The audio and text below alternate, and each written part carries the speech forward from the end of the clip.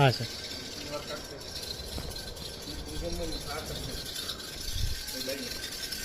ಇದೇ ನಿಮಗೆ main line ಇದೆ. ಹಾಂ, ಇದು ಕ್ರಾಸ್ ಆಗುತ್ತೆ, ಕಾರ್ನರ್ಸ್ ಕ್ರಾಸ್ ಆಗ್ತದೆ.